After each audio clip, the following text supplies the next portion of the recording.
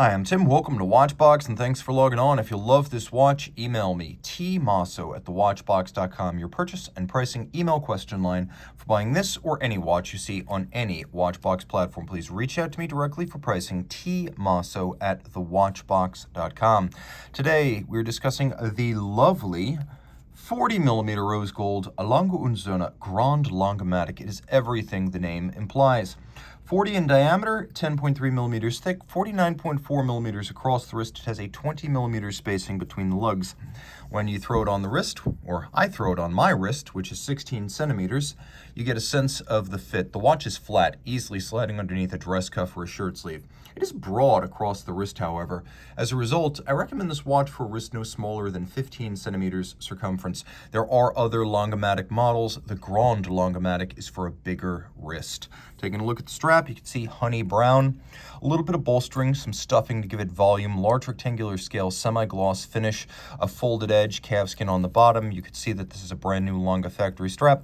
And I will never cease to sing the praises of Lange's pin buckles, but what we have here is a rare option, a full deployant clasp on a modern Lange timepiece. In general, even high complications don't get this folding clasp. The clasp is useful for preventing the droppage of your watch while donning or removing it bedside. It is a snapshot friction fit clasp, and let's take a look at the maker's mark and see who made this for Lange. Looks like Brogioli and Ticino. It's a Swiss-made clasp for a German-made watch.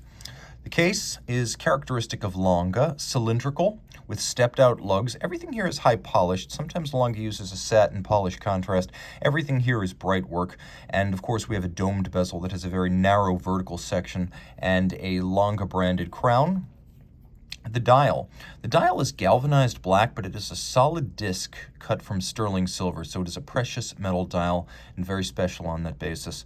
The indices are applique, polished gold, and we have likewise a polished gold aperture frame for the double-digit date, and the watch includes a number of features such as the zero reset seconds system. Not only does it feature hacking seconds or stop seconds, but when you pull the crown, it's zero resets, so it's more easily synchronized to a reference time. Now, the watch also has a little push button that you can use for changing the panorama datum or the large date. You can see a lovely little typeface used here that is specific to the Lange date discs.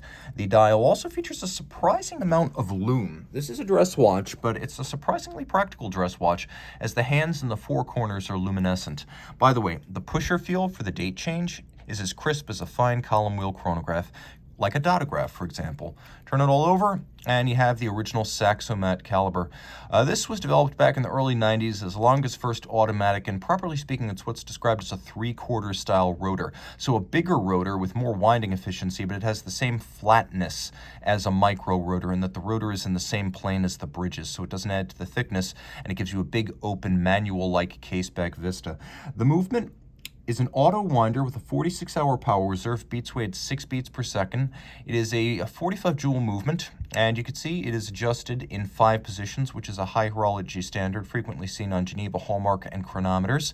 We have that zero reset system, and you can see we have a beautifully decorated movement, water protected down to 30 meters. I talked a little bit about the manufacturer of the clasp earlier. Here we see CO. That is Centror, a company that I believe is owned by Audemars Piguet. So if you're wondering why there are Swiss hallmarks on this German watch, that is why. Taking a quick look at the movement, you can see the architecture is designed to nod and wink to the era of pocket watch manufacture in East Germany, as this watch is handmade in Glashütte. It is very modern, though. Let's talk about some of the heritage elements. The watch has a set of bridges and plates made of a gold-hued material called German silver. In the Swiss watchmaking regions, it would be called Maillot. It is a lovely material, and it's nickel, copper, and zinc. It's called German silver. It's not silver. The copper gives it that golden hue. If you look carefully at the rotor, you can see the rotor itself is made of 21 karat gold, and then the mass is made of platinum. A double precious metal rotor, multiply finished, beveling, chiseling, satination, and then we have solarization on the edge of the platinum, and it's all held together by blued screws with black polished screws and a black polished cap at the center. Very impressive both in the style of the finish and the fact that they used precious metal for the whole rotor assembly.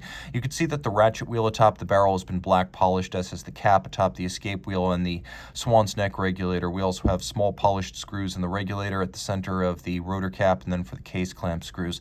There are fired blued screws that are used to fix the bridges in place. Those are heated in a kiln to turn them a lovely cobalt blue. We have stripes across the bridges, a freehand engraved balance cock, and then we also have engine turning in two sizes on the base plate with solarization immediately underneath the rotor on the rotor bridge. Finally, we have mirrored anglage on the edge of every bridge. Reach out to Team Mosso at thewatchbox.com for purchase and pricing details of this Grand Langematik.